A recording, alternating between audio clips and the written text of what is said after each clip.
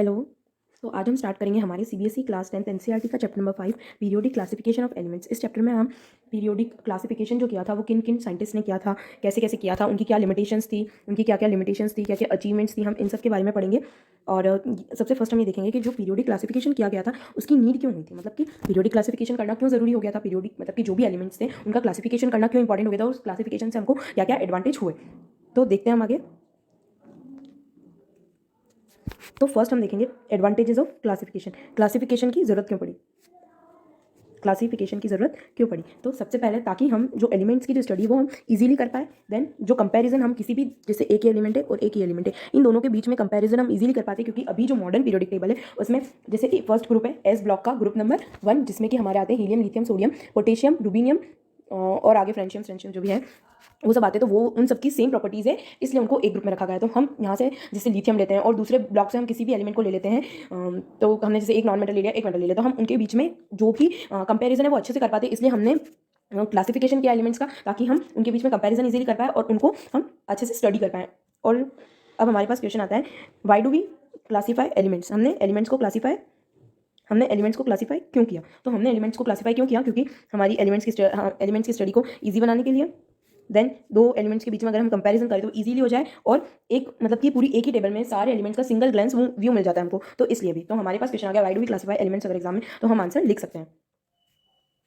Then कुछ important points है, sorry just a second. सो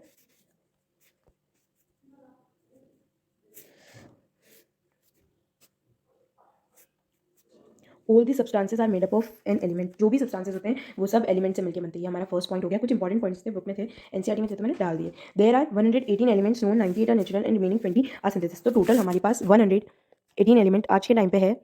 उनमें से जो 98 जो एलिमेंट है वो नेचुरल है ओके। और जो बचे हुए जो 20 एलिमेंट्स हैं वो क्या है, वो है सिंथेसिस 20 एलिमेंट्स ओके। सो हमारे पास टोटल कितने एलिमेंट्स हैं नेचर में, 118 एलिमेंट्स है, जिसमें कि 98 जो है वो नेचुरल है और जो रिमेनिंग 20 है वो सिंथेसिस मैन मेड है okay. Then earlier attempt of the classification of elements, मतलब कि हम स्टार्टिंग में जो भी क्लासिफिकेशन हुए, जो भी अटेम्प्ट्स हुए उनको पढ़ना है हमको। बहुत सारे अटेम्प्ट्स हुए, जिसमें कि कुछ इंपॉर्टेंट थे जो हमारी एनसीईआरटी बुक में डाले गए अकॉर्डिंग टू देयर प्रॉपर्टीज। उनकी प्रॉपर्टीज के बेसिस पे उनको क्लासीफाई किया गया। ऐसे कई सारे साइंटिस्ट आए, उन्होंने अपना अपना लो दिया। तो जैसे फर्स्ट हमारे साइंटिस्ट आए थे सर डोबेरेनर सॉरी फर्स्ट आए थे डोबेरेनर ट्रेड। देन सेकंड आए थे ओके खाली एक में फिल प्लेस कोई सा तो ये हमारे पास ब्लैंक पेज है।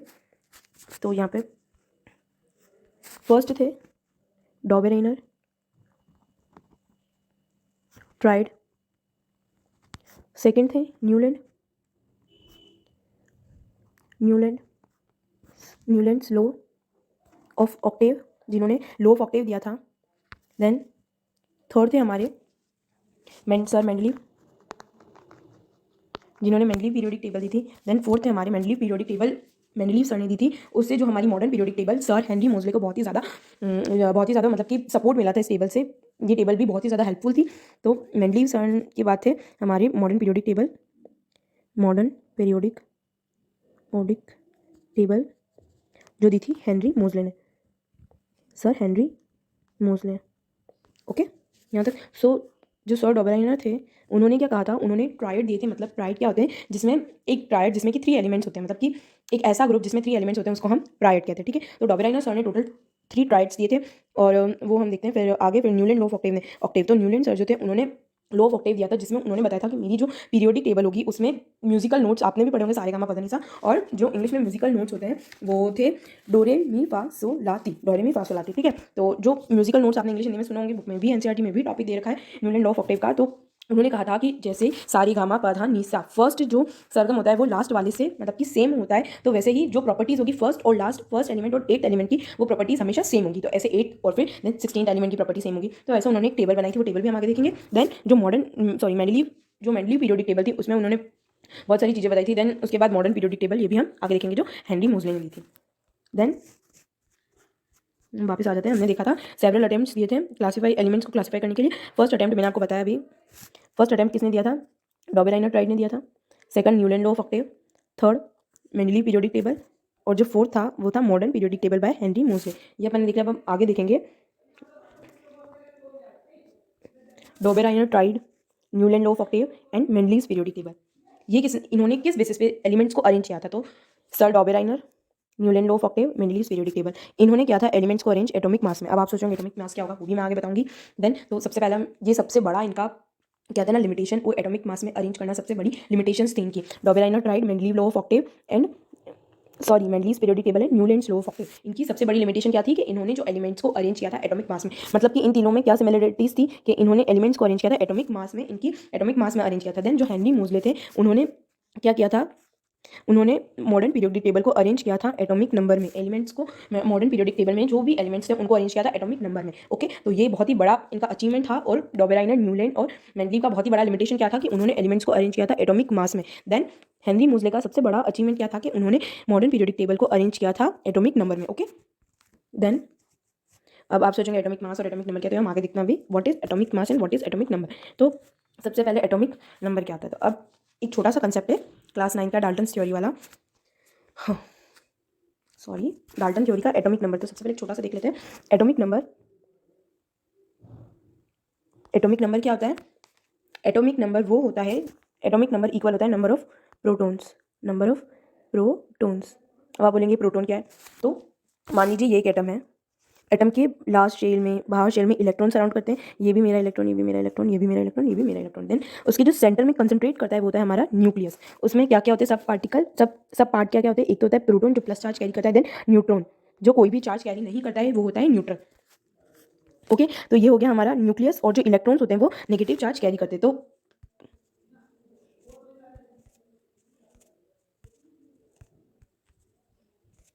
न्यूट्रॉन हमारा नेगेटिव चार्ज, सॉरी इलेक्ट्रॉन हमारा नेगेटिव चार्ज कैरी करता है। तो हम यहाँ पर ऐसे लिखेंगे कि ये हो गया हमारा एक एटम, इसमें बाहर ये हमारा हो गया इलेक्ट्रॉन, अंदर हो गया न्यूट्रॉन और प्रोटॉन, प्रोटॉन और न्यूट्रॉन। ठीक है, तो यहाँ पे फर्स्टली हम लिखेंगे एटम, सब पार्ट कितने होते हैं? 3, 1, 2 और 3। ओके, फर्स्ट हो गया हमारा प्रोटॉन जो क्या करता है? प्लस चार्ज कैरी करता है, और इक्वल टू क्या होता है हमारा? Atomic number. ओके, आप समझ लेना। फिर हमारा सेकंड होता है न्यूट्रॉन जो कोई भी चार्ज कैरी नहीं करता है, वो हमेशा न्यूट्रल रहता है, जैसे कि 0 हमेशा न्यूट्रल रहता है ऐसे। ओके, देन हमारा होता है इलेक्ट्रॉन जो नेगेटिव चार्ज कैरी करता है। यहाँ तक आया आपको समझ में? एटम के 3 सब पार्ट होते हैं। फर्स्ट होता है proton, second neutron and third electron. Proton positive charge carry करता है, न्यूट्रॉन कोई भी चार्ज कैरी नहीं करता है, देन थर्ड इलेक्ट्रॉन आपका नेगेटिव चार्ज कैरी करता है। यहाँ तक समझ में आया? अब हमारा atomic number, atomic number equal to होता है नंबर ऑफ प्रोटॉन। ठीक है, और जो नंबर ऑफ प्रोटॉन होता है इक्वल टू होता है number of electron equal to atomic number. तो यहाँ से एक फॉर्मूला बनता है हमारा जापी। ठीक है, एटॉमिक नंबर को हम किससे डिनोट करते हैं? जेड से। तो हम ऐसे लिख सकते हैं Z equal to P equal to E. ठीक है, तो इसको याद करने के लिए एक शॉर्ट ट्रिक है जापी। ठीक है, जापी। यहाँ तक आया? देन हम अब बात करते हैं एटॉमिक मास। तो सबसे पहले हम देख लेते हैं एटॉमिक मास को डिनोट किससे करते हैं? एटॉमिक मास को डिनोट करते हैं ए से। किससे? ए से। और एटॉमिक नंबर को डिनोट करते हैं हम जेड से। यहाँ तक आया समझ में? देन ये जो हमारा एटॉमिक मास होता है वो किसके इक्वल होता है? Atomic mass equal to number of neutron plus number of proton. Number of neutron और नंबर ऑफ प्रोटॉन को जब हम ऐड कर देते हैं तो हमारा एटॉमिक मास आ जाता है। यहाँ तक आगे समझ में? किसी को कोई डाउट? और अगर हमको नंबर ऑफ न्यूट्रॉन निकालना हो तो हम एटॉमिक मास में से नंबर ऑफ प्रोटॉन को लेस कर देंगे तो हमारा आ जाएगा नंबर ऑफ प्रोटॉन। यहाँ तक आया समझ में? देन अब हम आगे देखते हैं। सबसे फर्स्ट हमने देखा था, फर्स्ट कौन थे हमारे? डॉबेराइनर सर। सेकंड कौन थे? Newland law of octave. Third कौन थे? Mendeleev periodic table. Fourth modern periodic table by Henry Moseley. अब हम देखेंगे कि जो डॉबेराइनर, सर डॉबेराइनर ट्राइड थे, उन्होंने कैसे कैसे किया था, मतलब कि अपना क्लासिफिकेशन कैसे दिया था। तो उन्होंने सबसे पहले जो एलिमेंट्स थे उनको अरेंज किया था 1817 में। तो ये डेट भी ऐसे कुछ एग्जाम में आई थिंक मैंने इसमें पेपर देखे होते हैं, तो नहीं पूछी जाती है। तो अरेंज उन्होंने 1817 में किया था, बट लेकिन कोई बात नहीं, याद रख लो, काम आएगा कभी। Arrange in 1817। सबसे पहले तो उन्होंने जो मॉडर्न पीरियोडिक, जो उनकी डॉबेराइनर सर ने जो ट्राइड्स बनाए थे, जो भी ग्रुप बनाए थे, जो भी टेबल बनाए थे, उन्होंने 1817 में बनाए थे। वो कौन थे? एक जर्मन केमिस्ट थे। कौन थे? एक जर्मन केमिस्ट थे। उनका पूरा नाम क्या था? फुल नेम क्या था उनका? फुल नेम क्या था? John Wolfgang डॉबेराइनर। ओके, देन उन्होंने आइडेंटिफाई किया था सम ग्रुप्स को जिनके पास 3, मतलब कि उन्होंने ऐसे कुछ ग्रुप्स बनाए थे जिनमें 3 एलिमेंट्स होते थे और उसको कहते थे ट्राइड। मैंने आपको ऊपर बताया था कि उन्होंने 3 एलिमेंट्स के ग्रुप बनाए थे जिनको ट्राइड कहा जाता है in order of increasing atomic mass. किसमें बनाए थे? इंक्रीजिंग एटॉमिक मास, जो उनकी सबसे बड़ी लिमिटेशन थी आज, मतलब कि सब में तीनों ने बनाए थे, तीनों ने इंक्रीजिंग एटॉमिक मास में बनाए थे, जबकि एटॉमिक नंबर को बनाने, एक एटॉमिक नंबर में अरेंज करने का तरीका ज़्यादा सही होता है। देन थर्ड पॉइंट है इन Dobereiner trade atomic weight of the middle element is equal to the average of atomic weight of the first, atomic weight of first and third। नहीं समझ में आया? ब्लैंक पेज देखते हैं, उस पर अच्छे से क्लियर करती हूँ मैं। सो जो डॉबेराइनर ट्रेड थे उन्होंने क्या किया था, एक एग्जांपल ले लेते हैं अपन। ये एक टेबल है, एक मिनट छोटा छोटा ही बनाते हैं ना ताकि वापस देखने में ईजी रहेगा। ओ नो, क्या हो रहा है? तो उन्होंने क्या किया था, उन्होंने टेबल बनाई थी जिसमें कि 3 एलिमेंट्स है। अरे क्या हो रहा है ये? तो कुछ भी क्लियर नहीं बन रहा।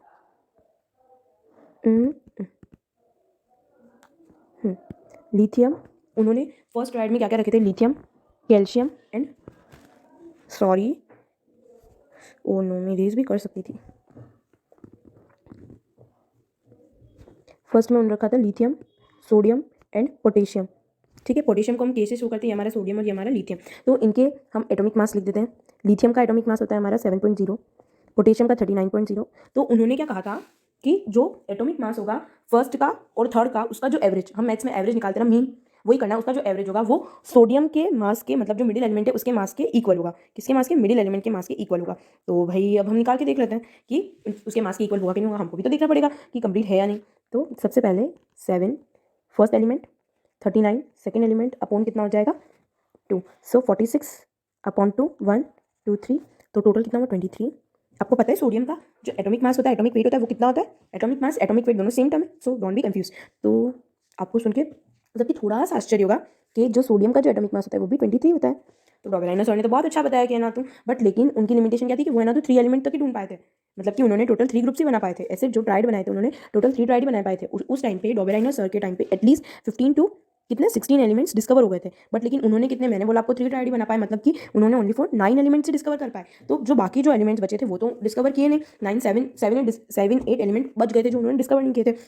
अब यहाँ पे उस टाइम तक भी इतने एलिमेंट्स, खाली ओनली फॉर 16 एलिमेंट्स थे, तो भी वो सारे एलिमेंट को डिस्कवर नहीं कर पाए। पर लेकिन जब फ्यूचर में एलिमेंट्स आएंगे उनकी जो नंबर होंगे वो भी तो बढ़ जाएंगे, तो क्या पता आगे तक क्या वो जो डॉबेराइनर सर का जो फॉर्मूला है क्या वो काम कर पाएगा? नहीं। तो इसलिए उसको मतलब कि हटा दिया गया। तो फिर किसको मौका मिला? तो न्यूलैंड को मौका मिला कि वो अपना जो उन्होंने सोचा है एलिमेंट्स को डिस्कवर करने के लिए वो भी बता पाए। तो अब एक बार देख लेते हैं, टोटल इन्होंने 3 ट्राइड दिए थे, तो तीनों ट्राइड के भी एग्जाम्पल देखने पड़ेंगे। तो यहाँ पे मैंने एक छोटा सा एग्जाम्पल दे रखा है, AB+C, मतलब कि सॉरी मेरा एग्जाम्पल गलत हो गया, A+C/2, थोड़ा सा प्रिंटिंग मिस्टेक हो गई, typing mistake. A+C/2 equal to कितना आ जाएगा मेरा? B का एटॉमिक मास आ जाएगा। ठीक है, यहाँ तक आया समझ में? देन अब हम पढ़ते हैं लिमिटेशंस, पढ़ते हैं डॉबेराइनर सर के। उससे पहले तीनों एग्जांपल जो group A, group B, group C जो भी बनाए थे उन्होंने, उसका कुछ प्रॉपर्टीज़ है वो देख लेते हैं। सबसे पहले देखेंगे प्रॉपर्टीज़ ग्रुप ए की। All the elements in this group are metals. जितने भी एलिमेंट थे वो क्या थे? मेटल्स थे सारे। लिथियम, सोडियम, पोटेशियम सारे क्या थे? हमारे मेटल्स थे। ये सेम प्रॉपर्टी हो गई। देन जो भी एलिमेंट्स इसमें थे इस ग्रुप में वो सेम वैलेंसी शो कर रहे थे, किसकी? +1 की। देन जो भी एलिमेंट थे वो सारे क्या थे? अल्कली मेटल्स स्ट्रॉन्ग मेटल्स थे। तो यहाँ पे हमने एग्जांपल में देख लिया कि लिथियम का जो एटॉमिक मास होता है वो कितना होता है? 7.0, पोटेशियम का 39.0, और सोडियम का हमने क्या निकाला था? बताओ क्या निकाला था? 23.0। ओके, यहाँ तक आया समझ में? एक बार वापस रिवाइज कर लेते हैं। उन्होंने ग्रुप ए में क्या कहा था कि जो सारे इस ग्रुप में जितने भी एलिमेंट है वो सब क्या होंगे? हमारे मेटल्स होंगे। देन जो भी एलिमेंट्स होंगे इस ग्रुप में वो शो सेम वैलेंसी शो करेंगे +1 की। कैसे? तो हमें एक एग्जांपल ले लेते हैं। जो लिथियम होता है ये हमारा न्यूक्लियस, उसका एटॉमिक नंबर कितना होता है? 3। 1 इलेक्ट्रॉन, 2 इलेक्ट्रॉन, और ये हो गई हमारी के एल शेल है हमारी, तो इसमें खाली 1 इलेक्ट्रॉन ही बचेगा। 2 तो यहाँ पे हो गए, 1 इलेक्ट्रॉन, ये 1 इलेक्ट्रॉन है, 1 इलेक्ट्रॉन ये, तो फिर ये है ना तो 1 इलेक्ट्रॉन किसी को डोनेट करना पसंद करेगा। तो जब भी कोई इलेक्ट्रॉन हम किसी को डोनेट करते हैं तो वो प्लस कैरी करता है, और हम जब इलेक्ट्रॉन लेते हैं, क्योंकि इलेक्ट्रॉन नेगेटिव चार्ज कैरी करता है, हम जब इलेक्ट्रॉन गेन करते हैं तो वो हमेशा माइनस में होता है। ओके, सोडियम का कितना होता है? 11, तो 2 8 1, तो इसमें क्या हो जाएगी? +1। सोडियम भी किसी को देना, अपना जो लास्ट का 1 इलेक्ट्रॉन वो किसी को देगा। ठीक है, तो ये हो गया एग्जाम्पल। यहाँ तक समझ में आए? जब भी कोई भी कोई भी एलिमेंट अगर इलेक्ट्रॉन देता है मतलब कि वो हमेशा जब भी प्लस कैरी करता है, प्लस वैलेंसी कैरी करता है, तो वो हमेशा मेटल होता है। ठीक है, सेकंड ग्रुप देखते हैं अब इसका। मैंने आपको यही एक्सप्लेन किया था अभी तक एग्जाम्पल में। ये हो गया हमारा group B. Group B, properties of group B. Group B की क्या प्रॉपर्टीज है? तो all the elements of group B are metals. जितने भी ग्रुप बी के एलिमेंट्स है वो सब क्या है? मेटल्स हैं। All the element in this group have same valency of +2। जितने भी इस ग्रुप में जितने भी एलिमेंट है सबकी वैलेंसी क्या है? +2 है। कितनी है? +2। देन जो भी एलिमेंट्स इसमें इस ग्रुप में है वो क्या है? अल्काली अर्थ मेटल्स है। अब आप पूछोगे कि अल्काली अर्थ मेटल्स क्या होता है? तो अल्काली अर्थ मेटल्स क्या होता है? ये जो अल्काली यानी आपको पता है सिंपल जो बेस होते हैं, वाटर के साथ जो बेसेस होते हैं वो मतलब कि ये वाले जो एलिमेंट्स है वो हमारी अर्थ क्रस्ट से एक्सट्रैक्ट किए जाते हैं, हमारी अर्थ क्रस्ट से लिए जाते हैं। तो हमारे अल्काली अर्थ मेटल्स क्या होते हैं? फ्रॉम बेसिस इन वाटर, जो बेसिस वाटर में होते हैं they are extracted from earth crust, ये हमारे अर्थ क्रस्ट से एक्सट्रैक्ट किए जाते हैं। देन अब हमारा कैल्शियम, कैल्शियम का हमारा एटॉमिक मास कितना होता है? यहाँ पे हम छोटा सा करके देख लेते हैं। 40 प्लस ये 40 है, प्लस 137 अपॉन कितना हो गया? 2। ओके, 137 अपॉन कितना हो गया हमारे पास? 2। तो इसका कितना आ जाएगा? अप्रॉक्सीमेटली आएगा कुछ, तो हमारा कितना हो जाएगा? 80.0। तो ये कितना एटॉमिक वेट कैरी करता है? 80.0। यहाँ तक आया समझ में? आगे चले, रिवाइज कर ले एक बार। All the elements in this group are metals. जितने भी एलिमेंट इस ग्रुप में होते हैं वो क्या होते हैं? मेटल्स होते हैं। Then all the element in this group है same valency of 2 same valency होती है, और जो सारे एलिमेंट्स होते हैं वो अल्काली अर्थ मेटल्स होते हैं। ठीक है, हमारे स्ट्रोंशियम का जो एटॉमिक वेट था वो कितना आप निकाल के आप कैलकुलेट करके देख सकते हो। मेरा आ रहा है 80.0। ठीक है, मतलब कि अप्रॉक्सीमेटली 81.5 ऐसा कुछ आएगा, तो आप उसको 80 ही मानो, मतलब कि अप्रॉक्सीमेटली आपका स्ट्रोंशियम का आपका एटॉमिक वेट आ। ओके, जस्ट अ सेकेंड, एक मिनट। सॉरी, स्ट्रोंशियम का 80 नहीं होता है, स्ट्रोंशियम का होता है, सॉरी थोड़ी सी गड़बड़ हो गई। स्ट्रोंशियम का होता है हमारा 88.5। सॉरी मैंने आगे वाले का देख लिया था। 80.5, ये जो मैंने 87.5 लिखा है ये करेक्ट है स्ट्रोंशियम का एटॉमिक वेट। कोई बात नहीं, थोड़ी सी गलती हो जाती है किसी किसी से, इंसान है भाई। देन सी की क्या प्रॉपर्टी है? Group C, properties of group C. तो जो सारे एलिमेंट्स है वो इस ग्रुप में क्या है? Non metals. ये याद रखना है आपको। जो ऊपर दोनों ग्रुप थे उसमें क्या थे? मेटल्स थे। ऊपर दोनों ग्रुप में एलिमेंट्स क्या थे? हमारे मेटल्स थे। ग्रुप बी में मेटल है, ग्रुप ए में मेटल है। ओके, ये हमारा ग्रुप सी है। ग्रुप सी में क्या है? सारे जो एलिमेंट है वो क्या है? Non metals. क्या है? Non metals. और फिर जो भी सारे एलिमेंट्स इस ग्रुप में है वो सेम वैलेंसी शो करते हैं, -1। मैंने कहा था आपको कि जो मेटल्स होते हैं वो हमेशा प्लस वैलेंसी शो करते हैं, और जो नॉन मेटल्स होते हैं वो माइनस वैलेंसी कैरी करते हैं। ओके, यहाँ तक आया समझ में? देन जो सारा कुछ गुछ हो गया ना, all the elements are known as halogens. और जो ग्रुप सी में जो भी एलिमेंट्स है वो सब क्या है? हमारे हेलोजेंस। तो अब हेलोजेंस क्या होते हैं? Halogens, halo means salt and gens means producer, मतलब कि जो साल्ट प्रोड्यूसर, तो ये सब क्या है? हमारे साल्ट प्रोड्यूसर है। जैसे कि ये Cl हमारा क्या हो गया? क्लोराइन। क्लोराइन तो NaCl, NaCl क्या होता है? हमारा देश का टाटा नमक, NaCl। ठीक है, Na प्लस कैरी करता है, Cl माइनस कैरी करता है, मेटल है ये, और ये क्या है? हमारा नॉन मेटल। तो ये सब क्या होता है? हमारे साल्ट प्रोड्यूसर है। क्या है? Salt producer. सही नहीं दिख रहा है ना? एक मिनट, ये क्या है? साल्ट प्रोड्यूसर है। देन कैल्शियम का कितना होता है? 35.5 एटॉमिक वेट, और अरे आई छोटा वाला हो गया ना। और जो हमारे आयोडाइड होता है, या फिर आयोडीन बोल दो आप, उसका कितना होता है? 127.0। तो हमारा अब ब्रोमाइन का कितना होगा? निकाल लेते हैं 35.5, सॉरी तो मिस्टेक बहुत ज़्यादा हो जाती है। 35.5 प्लस 127.0 अपॉन 2 इक्वल टू कितना आएगा हमारा? 80.0, अप्रॉक्सीमेटली 81.5। मैं आपको स्ट्रोंशियम का 80 बता रही थी, वो मुझसे मिस्टेक हो गई थी। मैंने ब्रोमाइन का समझ लिया था। तो हमारा ब्रोमाइन का कितना होता है? 80, और हमारा स्ट्रोंशियम का कितना था? 87.5। कितना था? 87.5। देन अब हम डॉबेराइनर सर की क्या पढ़ेंगे? लिमिटेशंस, क्योंकि अचीवमेंट्स तो कुछ थी नहीं, तो अब हम लिमिटेशंस देख लेते हैं डॉबेराइनर सर की। बट लेकिन उन डॉबेराइनर सर को हमने क्यों पढ़ा? उन्होंने कुछ तो सही दिया नहीं तो हम उनकी उनकी पीरियोडिक टेबल को हम आज पढ़ते हैं। तो फिर हमने डॉबेराइनर सर को क्यों पढ़ा? क्योंकि जो डॉबेराइनर सर थे उन्होंने फर्स्टली बताया था कि जो एलिमेंट्स को डिस्कवर करना इंपॉर्टेंट है, उनका क्लासिफिकेशन करना इंपॉर्टेंट है, ताकि हम अच्छे से पढ़ सके। तो ये क्लासिफिकेशन का जो टर्म है वो कहाँ से आया? वो किसने बताया? हमारे डॉबेराइनर सर ने। किसने बताया? डॉबेराइनर सर ने। इसलिए उनको बहुत ही ज़्यादा इंपॉर्टेंट भी माना जाता है, इसलिए आज हम उनको पढ़ रहे हैं। और उनका पूरा नाम क्या था? Full name John Wolfgang Dobereiner. ठीक है, याद रखना, 1870। So Dobereiner could identify only 3 triads from the elements known at that time. मैंने आपको बताया था कि जो डॉबेराइनर सर थे उन्होंने ओनली फॉर 3 ट्राइड्स बनाए थे उस टाइम में जितने भी एलिमेंट्स नोन थे उसमें से, तो अप्रॉक्सीमेटली माना जाता है कि 15 to 16 एलिमेंट्स ही नोन थे, जिसमें से भी उन्होंने ओनली फॉर 9 एलिमेंट्स वो खुद डिस्कवर कर पाए। तो आगे आने वाले एलिमेंट्स का तो छोड़ ही दो, क्या डिस्कवर हो पाएंगे वो इस ट्राइड से। Then this system of classification was not found to be useful. तो ये जो सिस्टम ऑफ क्लासिफिकेशन था वो यूजफुल नहीं माना जाता, वो मतलब for classifying many other element were not able to form any triad like all the three previous triad, मतलब कि पुराने ट्राइड्स जैसे वो जो नए एलिमेंट आएंगे वो नहीं बना पाएंगे ऐसे ट्राइड्स। तो मतलब कि यूजफुल, टोटली यूजफुल नहीं लग रहा था किसी को भी, और ये जो सिस्टम ऑफ क्लासिफिकेशन था वो किसी भी तरह से यूजफुल नहीं माना जा रहा था, और जो आगे आने वाले जो एलिमेंट्स है वो भी शायद इससे क्लासीफाई हो पाते और नहीं हो पा रहे थे, इसलिए ये डॉबेराइनर की क्या बनी, लिमिटेशन बनी। क्या बनी, लिमिटेशन बनी। देन नेक्स्ट हम पढ़ेंगे अब न्यूलैंड सर को, न्यूलैंड लॉ ऑफ ऑक्टेव। क्या है न्यूलैंड लॉ ऑफ ऑक्टेव है? सबसे पहले तो जस्ट अ सेकेंड, थोड़ा सा ऊपर कर लेते हैं। तो जो न्यूलैंड लॉ ऑफ ऑक्टेव है उसकी पीरियोडिक टेबल, ये बहुत बीच बीच में आ जाता है बार बार। न्यूलैंड लॉ ऑफ ऑक्टेव की पीरियोडिक टेबल, मतलब उन्होंने तो ऐसे अरेंज किया था, हमने एक टेबल टाइप बना दिया उसको। उन्होंने, मैंने आपको बताया था कि उन्होंने, क्लियर दिख रहा है, जूम करूँ क्या पिक्चर को? नो नो नो, ठीक है, नोट्स बाद में देखते हैं। नोट्स आई थिंक सफिशिएंट है मेरे हिसाब से, तो एक बार सीबीएसई एनसीईआरटी पढ़ लेना आप लोग। तो सा रे गा मा पा धा नी, और वापस क्या आ जाता है, सा आ जाता है। तो जैसे म्यूजिकल नोट्स में जो एलिमेंट्स होते हैं वो अगेन अगेन रिपीट होते जाते हैं, मतलब कि जैसे सा है जो फर्स्ट एलिमेंट होता है वो एवरी 8 एलिमेंट रिपीट होता जाता है। तो वैसे ही खाली हाइड्रोजन को एक्सेप्शन मान लो आप लोग, बाकी जैसे हमारा हो गया जो जैसे हिंदी वाले जो म्यूजिकल नोट्स होते हैं इंग्लिश में डो रे मी फा सो ला टी, वापस डो आ जाता है। तो वैसे ही एवरी फर्स्ट एलिमेंट और 8 एलिमेंट सेम होता है, एवरी फर्स्ट म्यूजिकल नोट और 8 म्यूजिकल नोट हमेशा सेम होता है, वैसे ही सेम प्रोनाउंस किया जाता है। वैसे ही जो इनकी जो atomic weight, increasing order of atomic weight के हिसाब से एवरी जो फर्स्ट एलिमेंट है उसकी जो प्रॉपर्टी एवरी 8 एलिमेंट से मैच खाएगी, मतलब कि सेम प्रॉपर्टीज हमको दिखेगी उसकी। तो अब हम देख लेते हैं जो लिथियम है, हमने सर डॉबराइनर में भी देखा था, जो लिथियम है वो सोडियम और पोटेशियम के साथ रखा हुआ था। ठीक है, लिथियम सोडियम पोटेशियम, ओके, यहाँ तक आया।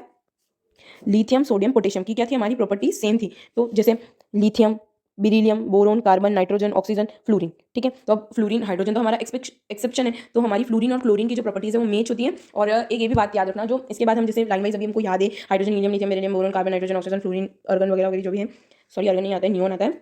तो वहाँ पे फ्लोरीन के अलावा जितनी भी हमारी नोबल गैसेस आज डिस्कवर है वो न्यूलैंड सर के टाइम पे डिस्कवर नहीं थी, न्यूलैंड सर के टाइम पे डिस्कवर नहीं थी नोबल गैसेस, एक्सेप्शन फ्लोरीन थी डिस्कवर हो चुकी थी, बट लेकिन जो दूसरी नोबल गैसेस थी, नियोन और एक्सेट्रा जो भी नोबल गैसेस थी वो डिस्कवर नहीं हुई थी। तो देन जो सोडियम होती है उसकी प्रॉपर्टीज किसके साथ मैच होती है, लिथियम के साथ। देन बेरिलियम और मैग्नीशियम की, बोरोन एल्यूमिनियम की, कैल्शियम सिलिकॉन की, नाइट्रोजन फॉस्फोरस की, ऑक्सीजन सल्फर की, दोनों नॉन मेटल है।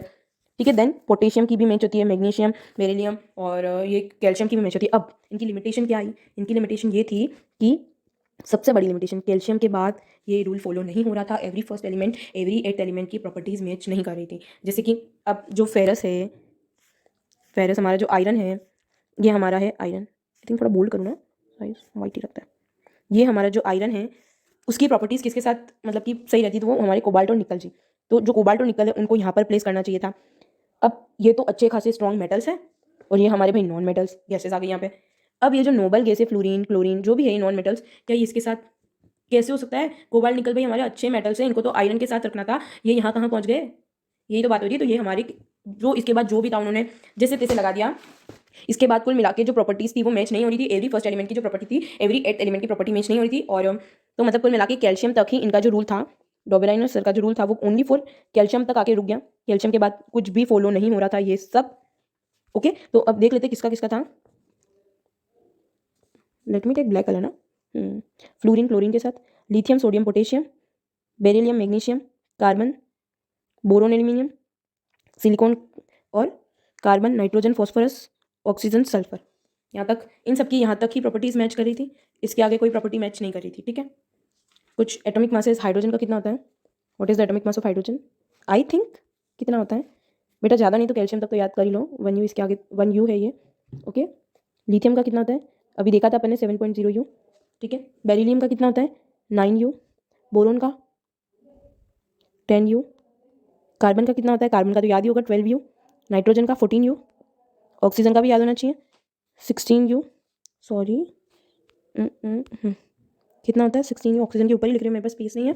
फ्लोरीन का कितना होता है 19 U, सोडियम का तो याद होगा ना 23 U, यू नहीं लिख रही हूँ, यू समझ जाना। मैग्नीशियम का कितना 24, एल्यूमिनियम का कितना होता है 27, सिलिकॉन का कितना होता है 28 है ना, आई थिंक 28 होता है, सही है कि नहीं मुझे कमेंट सेक्शन में बताओ।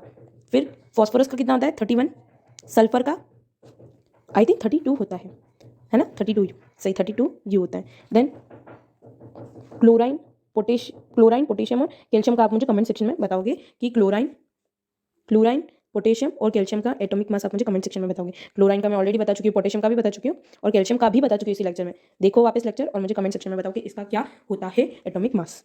अब हम पढ़ लेते हैं आगे। न्यूलैंड लॉ ऑफ ऑक्टेव इन्होंने इंट्रोड्यूस कब किया था? Newland law of octave introduced in 1886 by John Newlands. He is an English scientist. जो हमारे डॉबेराइनर सर थे वो क्या थे? बताओ डॉबेराइनर सर क्या थे? मैं 2 सेकंड वेट ले रही हूँ, जल्दी से बताओ डॉबेराइनर सर क्या थे? फास्ट। हाँ तो आपने बता ही दिया होगा, एक जर्मन केमिस्ट थे, ठीक है। जो डॉबेराइनर सर थे वो क्या थे? जर्मन केमिस्ट थे। और जो न्यूलैंड सर है वो क्या है न्यूलैंड सर? इंग्लिश केमिस्ट, क्या है, सॉरी इंग्लिश साइंटिस्ट। देन उन्होंने जो एलिमेंट्स को अरेंज किया था increasing order of atomic mass, मैं आपको ऑलरेडी बता चुकी हूँ, एक जो टेबल बनाया था हमने flow chart. Then he found the properties of every 8th element is similar that of the first.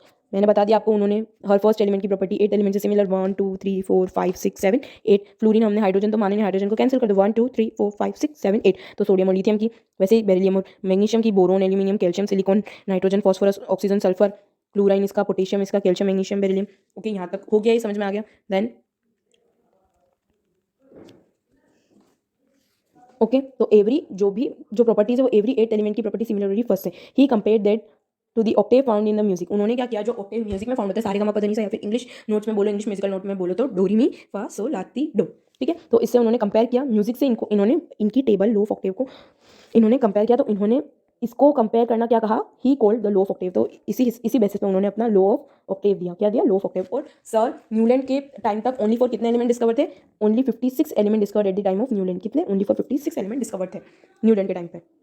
Then यह समझ में एक बार छोटा सा रिवीजन कर लेते हैं।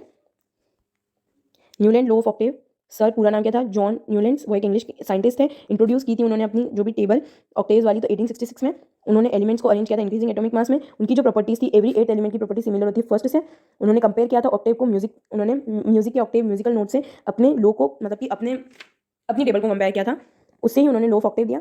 न्यूलैंड के टाइम पे ओनली फॉर 56 एलिमेंट डिस्कवर हुए थे। अब हम देखेंगे न्यूलैंड की limitation, limitations of Newland law of octave. Applicable, मैंने बता दिया आपको, applicable up to only calcium after the calcium didn't possess the similarity of that of the first और 8th के एलिमेंट की जो सिमिलरिटीज है वो कैल्शियम के बाद शो ही नहीं हो रही थी। मैंने आपको एग्जांपल भी दे दिया था, इसमें भी है, मैंने दे रखा है वो example. Newland law of octave was valid for lighter objects only. मतलब कि जैसे जैसे एटॉमिक मास बढ़ता जा रहा है वैसे वैसे उनका जो उन्होंने जो डिस्कवरी की थी एलिमेंट्स पे अप्लाई नहीं हो रही थी। तो एक छोटा सा एनसीईआरटी में लाइन दे रखी थी जो कि बहुत ही ज़्यादा इंपॉर्टेंट है आपके असर्शन रीजन के पर्सपेक्टिव से। असर्शन रीजन से क्वेश्चन बन सकता है इसमें। तो क्या है? न्यूलैंड लॉ ऑफ ऑक्टेव जो था वो ओनली फॉर वैलिड था लाइटर ऑब्जेक्ट्स ओनली, मतलब कि लाइटर ऑब्जेक्ट्स तक ही, लाइटर एलिमेंट्स तक ही वो जो लॉ ऑफ ऑक्टेव था वो फॉलो हो पा रहा था। जो जैसे जैसे उनका एटॉमिक मास बढ़ता जा रहा था वैसे वैसे जो ऑब्जेक्ट का जो एलिमेंट का इनका जो लॉ था वो एलिमिनेट होता जा रहा था, हटता जा रहा था। Okay, then Newland think that only 56 element discovered at the time and no more element would be discovered in the future. मतलब उन्होंने तो भाई साहब ये मान लिया था कि मैंने 56 एलिमेंट डिस्कवर कर दी, इसके आगे फ्यूचर में कभी कोई एलिमेंट डिस्कवर होगा ही नहीं। इन्होंने क्या सोच लिया कि फ्यूचर में एलिमेंट डिस्कवर होगा ही नहीं। अब इन्होंने दिखा दी भाई अपनी शान पट्टी, तो ओनली फॉर 56 एलिमेंट डिस्कवर हो पाए, मतलब कि उनके टाइम तक ओनली फॉर 56 एलिमेंट डिस्कवर थे। तो उन्होंने तो कह दिया कि और फ्यूचर में एलिमेंट डिस्कवर हो गई नहीं, उन्होंने आगे कोई जगह ही नहीं छोड़ी अपनी टेबल में। तो उनका भी जो एलिमेंट, उनकी यही सबसे बड़ी यही लिमिटेशन होगी, कैल्शियम वाली होगी एक तो, और एक ओनली फॉर लाइटर ऑब्जेक्ट्स पे। फर्स्ट हो गई कैल्शियम वाली, second only for lighter objects पे एप्लीकेबल है। थर्ड उन्होंने ये मान लिया कि ओनली फॉर 56 एलिमेंट डिस्कवर हुए अभी तक, आगे तो कोई एलिमेंट डिस्कवर होगा नहीं फ्यूचर में। तो उन्होंने उनकी टेबल वहीं पर कंप्लीट कर दी। तो उनकी जो टेबल थी वो स्टार्ट कहाँ से हुई थी? जो सर न्यूलैंड थे हमारे, उनकी टेबल स्टार्ट हुई थी, चलो देख के आते हैं हम पीछे जाके। उनकी जो टेबल थी वो स्टार्ट कहाँ से हुई थी? हाइड्रोजन से। एनसीईआरटी में लिखा हुआ है हाइड्रोजन से टेबल स्टार्ट हुई है। देन लास्ट थोरियम पे TH थोरियम पे कंप्लीट हुई थी। यहाँ तक डैश डैश कर रखा है, आप खुद भी देख सकते हैं, यहाँ पे डैश डैश कर रखा है, मतलब कि आगे और टेबल, बट लेकिन इतनी ज़्यादा इंपॉर्टेंट नहीं है इसको लर्न करना। इसी क्वेश्चन भी बहुत कम पूछे जाते हैं। Only for Newland law of octave का आ जाएगा कि उन्होंने क्या क्या किया, उनकी जो लिमिटेशंस थी वो आ जाएगी। तो बस ये याद कर लो न्यूलैंड वाले में से। तो ये था थोरियम वाला हो गया, स्टार्ट कहाँ से? हाइड्रोजन से, एंड थोरियम पे TH वाले से एंड हो गई, ठीक है। ये एनसीईआरटी में दे रखा है, याद रख लेना, काम आ सकता है, तुम लिख भी सकते हो, पॉइंट मिल जाएगा एक। ओके, इसके बाद हम इस चैप्टर की क्वेश्चन प्रैक्टिस भी करेंगे। हमारा पार्ट 1 है, आई थिंक पार्ट 2 और पार्ट 3 भी होगा, या फिर पार्ट 2 में मैं हो सके तो कंप्लीट करने की कोशिश करूंगी। यहाँ तक हो गया। देन लास्ट क्या था? कोबाल्ट एंड निकल were placed in the group with fluorine in spite of having different properties, ठीक है। अब उन्होंने क्या किया भाई, हमारे न्यूलैंड सर ने कोबाल्ट और निकल को एक ही ग्रुप में रख दिया। भाई ये भी कोई बात हुई? उनकी मर्जी है जो कर रहे हैं। अब इन्होंने कोई रीजन भी नहीं बताया कि उन्होंने एक ही ग्रुप में कोबाल्ट और निकल को क्यों रखा, और जबकि फ्लोरीन से क्लोरीन से तो इनकी प्रॉपर्टीज भी मैच नहीं हो रही थी। ये भी उनका लिमिटेशन था कि एक ही स्लॉट में उन्होंने 2 एलिमेंट्स को रख दिया, और उन्होंने कोई रीजन भी नहीं बताया इसका। ओके, तो हमारा कंप्लीट हो गया limitation of Newland law of octave. Then अब मॉडर्न पीरियोडिक टेबल हम नेक्स्ट लेक्चर में करेंगे। So please